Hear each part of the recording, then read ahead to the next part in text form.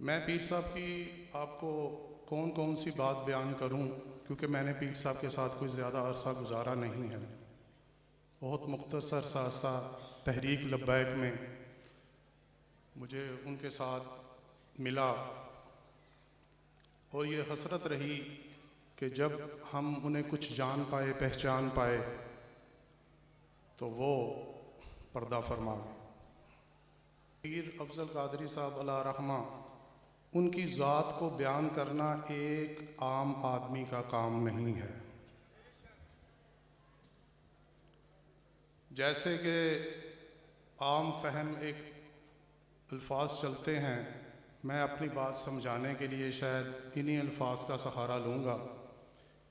ना कोई गोल मोल पीर, ना कोई गोल मोल मुल्ला, ना कोई गोल मोल कोई आम आदमी पीर साहब की ज़ात को बयान नहीं कर सकता। उसकी वजह यह है कि एक तो आपको ये मीनार नज़र आ रहा है ना, जिसका नाम है मीनार रज़ा।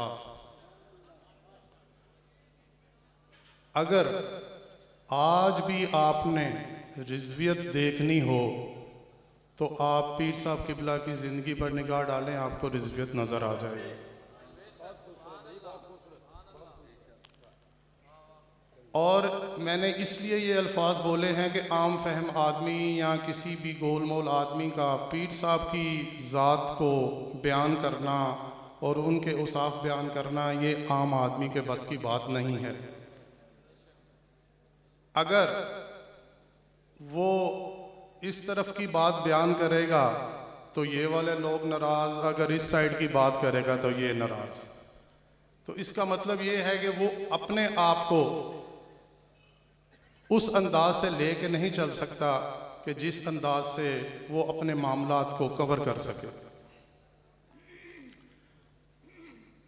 मैं आपको सिर्फ एक ही पीर साहब का वाक़या बयान कर कर अपनी गुफ्तगू को ख़त्म करता हूँ।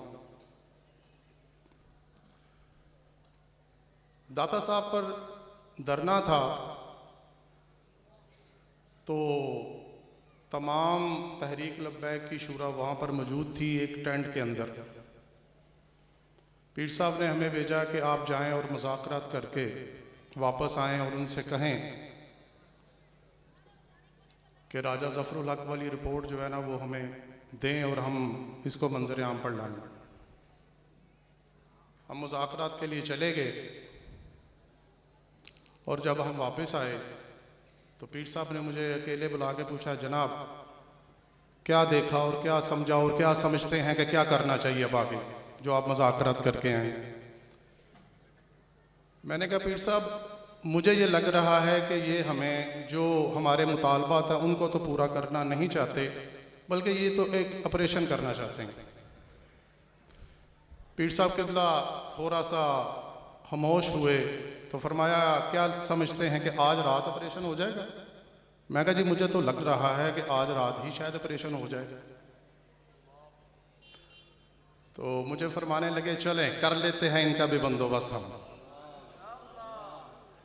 तब आप उनकी ये बात सोचिएगा कि उन्होंने किस तरीके के साथ इन सारी चीज़ों को कवर किया और सारी चीज़ों को अपने अंदाज से लेकर चले। मुझे फरमाने लगे कि वाकई तुम्हें लगता है कि आज ऑपरेशन हो जाएगा? मैं कहा जी हो जाएगा, मुझे लग रहा है, क्योंकि वो हमें देना कुछ नहीं चाहते। तो फरमाया ठीक है, फिर कैमरामैन को बुलाओ और हम एक आपस में कुछ मशावरत के बाद एक ऐलान करते हैं, तो फिर उसके बाद देखते हैं।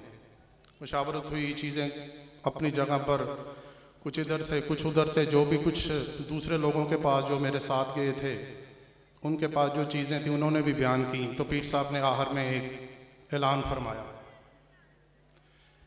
ऐलान ये फरमाया कि मैं ऐलान करता हूँ कि कल 4 बजे तमाम उलमा कराम और जो भी तहरीक लब्बैक के साथ हैं वो सब 4 बजे कल रोड के ऊपर तशरीफ़ ले आए। अगर कल 4 बजे तक इन्होंने हमारे मुतालबात को ना माना और जो इन्होंने हमारे साथ वादे किए हैं, मुतालबात भी वही थे, जो वादे किए हैं अगर इन्होंने पूरे ना किए तो आप 4 बजे तमाम लोग रोडों पर मौजूद होंगे और मेरे ही ऐलान पर आप अपने घरों को वापस जाएंगे। अब ये हो गया कि अब इंतजामिया को भी पता चल गया कि अगर कोई भी ऐसा इकदाम किया तो लोगों को कॉल जा चुकी है और अब फिर हमारे पास कोई दूसरा हल नहीं कि हम इनके मुतालबात को मान जाएं। और 4 बजे अगले दिन तमाम लोग रोडों पर मौजूद थे और पूरा तकरीबन जो मेरे तक रिपोर्ट पहुंची थी वो मुल्तान से आगे तमाम रोड बंद किए जा चुके थे और उसमें उस वक़्त के गवर्नर साहब भी उसी रोड पे फंसे हुए थे। तो उसका फ़ायदा ये हुआ कि जो ऑपरेशन होना था या जो दूसरे मामलात होने थे वो सारे दब गए और अगले कल 4 बजे तक उन्होंने तकरीबन हमारे जितने भी मुतालबात थे उनमें से तकरीबन 90% मान लिए और हमें ज़फ़रुल हक रिपोर्ट भी हमें दे दी गई। कुछ लोग मेरे से पहले यहाँ पर बयान करके जा चुके हैं, कुछ अल्फाज हैं, कुछ ऐसी चीज़ें हैं जो ज़ाहिर देखी जाएं तो फिर उनके ऊपर यकीन नहीं रहता कि ये एक इंसान का काम है। तो मैं आपको ये बताना चाहता था कि इतना बड़ा मसला पीर साहब के सिर्फ एक जुमले पर ख़त्म हो गया कि कल 4 बजे तक अगर आपने मुतालबात ना माने तो अवाम वैसे ही रोडों पर मौजूद थी। तो अब हुआ क्या, मुतालबात मान लिए गए, काफ़ी चीज़ें हमारे लोग गिरफ़्तार थे तो उनको भी रहाई मिल गई और 4 बजे तक तमाम मामलात को बंद किया जा चुका था।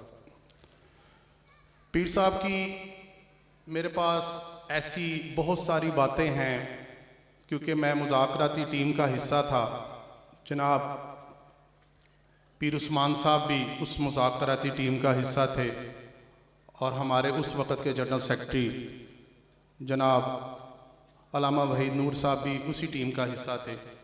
तो कई बातें ऐसी हैं जो पर्दे के अंदर हैं। मैं आखिरी बात करके इसको ख़त्म करता हूँ कि अभी तो यहाँ पर कुछ ऑफिसर की बात हुई कि वो थे, उनको ये किया गया, पीर साहब ने इस तरह किया गया। ये था जी ठीक है, चीज़ें ठीक हैं। मैं आपको उन लोगों की बातें भी बताता हूँ जो मुज़ाकरात में वो लोग थे जिनके एक इशारे से पूरी चीज़ें बुरे तख्त बदले जाते थे। पीर साहब उनके सामने भी जब खड़े होते थे तो अपनी बात को जिस तरीके के साथ वो बयान करते थे, मेरे पास वो बयान करने के आपके पास अल्फाज नहीं हैं। वो अपने फ़ैसले किए हुए चीज़ों पर अटल रखते थे क्योंकि उन्हें मालूम था कि जो मैं ये बात कर रहा हूँ इसमें ही इस्लाम की सरबुलंदी है। वमा अलैना इल्लल बलाग।